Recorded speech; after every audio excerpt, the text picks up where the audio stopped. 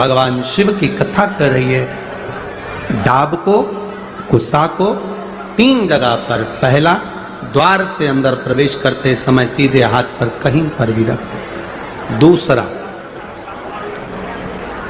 पूजन का जो स्थान हो, पूजन की जो जगह हो, वहां अगर कुसा नहीं रख सको तो कुसा का आसन जरूर रखो। अगर कुसा नहीं रख सकते तो कुसा का आसन जरूर। तीसरा, रसोई घर के अंदर जहां पर परिंदा हो, मटका हो, हंडा हो, उसके आसपास में कहीं थोड़ी भी जगह हो, एक छोटी सी भी कुसा अगर अपन ने रख रखी है तो घर में कभी भी बड़ी बीमारी प्रवेश नहीं कर सकती। एक कुसा भी अगर हमने रखी है, एक डाब भी हमने रखी है, हम तो यहां तक कहेंगे, शिव महापुराण की इस पवित्र कथा में आप लोगों से कहना चाहेंगे,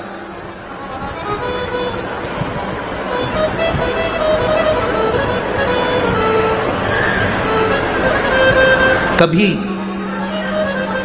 कभी इस पवित्र कथा में अगर आप लोग स्मरण करेंगे तो कभी जिंदगी में आप कोई बड़ी जांच कराने के लिए जा रहे हो कि डॉक्टर ने बोला है कि इनको ये बीमारी हो रही है, इनको ये रोग हो रहा है, इनको ये तकलीफ, आप डॉक्टर को दिखाओ, जांच कराओ, डॉक्टर दवाई दे, उसको खाओ। डॉक्टर भी शंकर का एक रूप है। जैसे शिव महामृत्युंजय है तो जगत के जितने डॉक्टर हैं ये भी महामृत्युंजय का एक प्रतिबिंब स्वरूप है। आप इनको दिखाओ, डॉक्टर भी शंकर का एक स्वरूप है। ऐसा नहीं कि तुम डॉक्टर को नहीं मानोगे, डॉक्टर शिव का एक तत्व स्वरूप माना, महामृत्युंजय माना, आप दिखाओ। पर यहां शास्त्र कहता, शिव महापुराण की कथा वर्णन करती है, जब तुम जांच कराने के लिए जा रहे हो, तुम्हें लग रहा है कि डॉक्टर ने बोला है कोई बड़ी बीमारी, ये गठान है और ये गठान, ये गांठ गर्भाशय में आ गई, ये गांठ कहीं शरीर में आ गई और तुम्हें लग रहा है कि ये तकलीफ देगी और जांच के लिए जाएगी, उसके पहले जब आप डॉक्टर की जांच कराने के लिए जाओ, उसके पहले कुशा का जल, अगर महादेव जी की जो जलाधारी होती है, इसमें महादेव जी बने, दिख रहा है सबको? सबको नजर आ रहा है? टीवी के माध्यम से भी आप लोग देखते रहना, ठीक है? ये जो महादेव जी का शिवलिंग है, ये जो जलाधारी है, ये जलाधारी पार्वती जी का स्थान, इसके बीच में एक लाइन है, वो अशोक सुंदरी का स्थान, राइट में गणेश जी, कार्तिकेय जी। शिवलिंग के ऊपर जो जलाधारी रहती है जिसमें से बूंद बूंद पानी टपकता है, ये शंकर भगवान की 5 लड़कियां, जया, विषहरा, शामलीवारी, दौतली, देव, शिव जी की 5 बेटी। जब तुम्हें लग रहा है कि कोई बड़ी बीमारी हमारे शरीर में प्रवेश कर रही है और डॉक्टर कह रहे हैं कि इसकी जांच होगी, उसके पहले कुशा का जल, डाब का जल, ये अशोक सुंदरी का स्थान जहां पर है और शिवलिंग का जहां स्थान है, इसके बीच में जो जगह खाली पड़ी रहती है, इस स्थान पर अगर हम कुशा का जल, डाब का जल चढ़ा देते हैं और उस जल को उस स्थान पर जहां तुम्हें लग रहा है कि इसकी जांच होने जा रही है, उस स्थान को लगाकर जांच के लिए जाते हैं, कभी जिंदगी में बड़ा रोग प्रवेश कर ही नहीं सकता। कुशा का जो जल होता है, डाब का जो जल होता है, ये साधारण जल नहीं होता महाराज जी, इसको साधारण नहीं कहा सकते। कुशा के जल को साधारण नहीं कहा सकते। आजकल तो एक कपड़े के आसन आ गए। मेरी बुजुर्ग माता यहाँ पर बैठी हैं, बुजुर्ग अगर कोई बैठे होंगे तो उनको मालूम होगा, आजकल तो कपड़े के आसन आ गए। पहले ब्राह्मण को जो आसन दान दिया जाता था वो कुशा का दिया जाता था। बोलो री माताओं, सही है कि गलत है? पहले 3 चीजें बड़ी विशेष होती थी ब्राह्मण को दान करने के लिए। कुशा का आसन होता था, सौभाग्यवती नारी को सुहाग का सामान जो दान दिया जाता था वो बांस की टोकरी में दिया जाता था,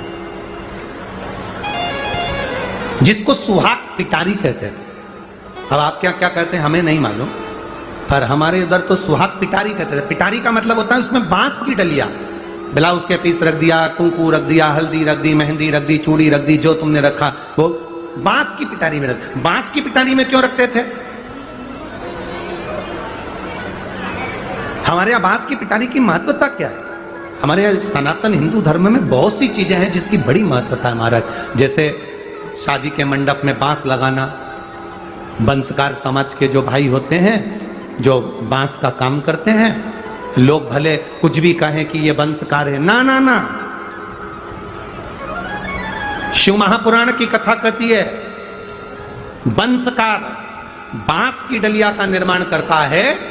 जैसे बांस कभी समाप्त नहीं होता, लगा हुआ बांस में से बांस कटता जाता है, बांस फूटता जाता है, बांस कभी समाप्त नहीं होता, जिसमें से पैदा हुआ फिर होगा, उसको काट लो फिर होगा।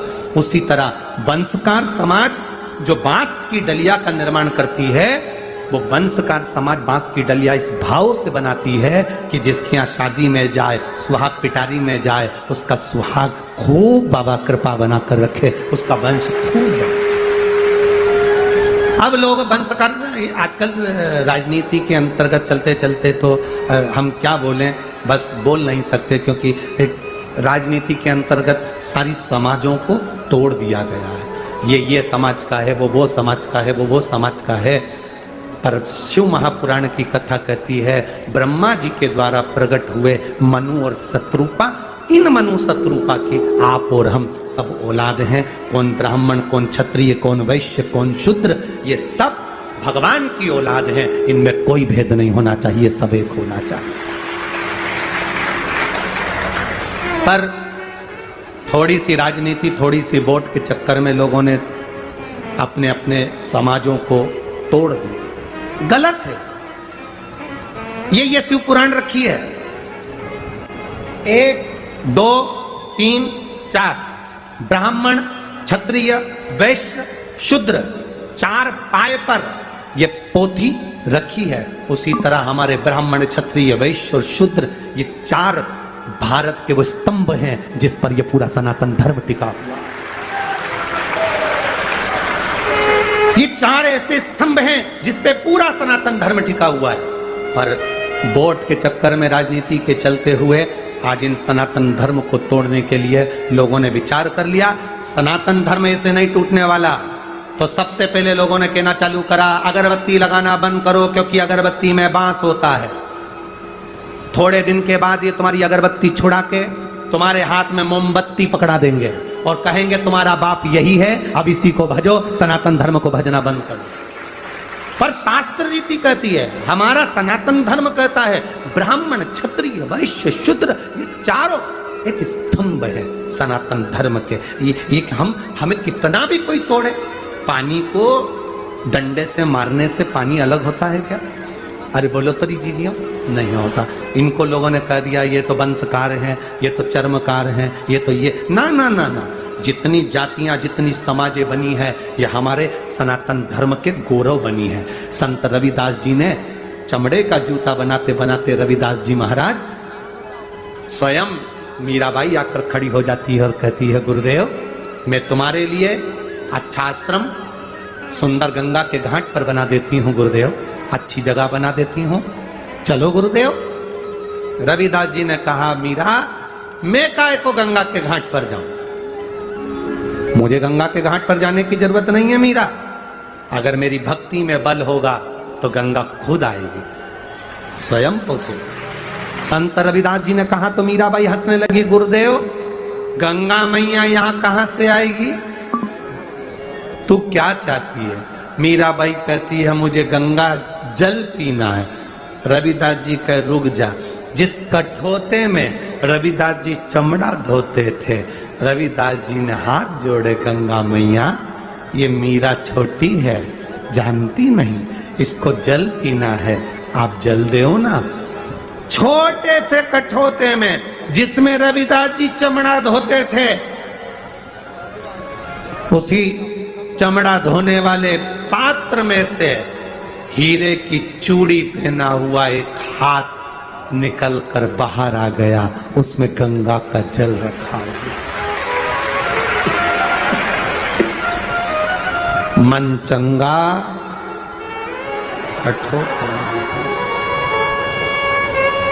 कठोते में गंगा।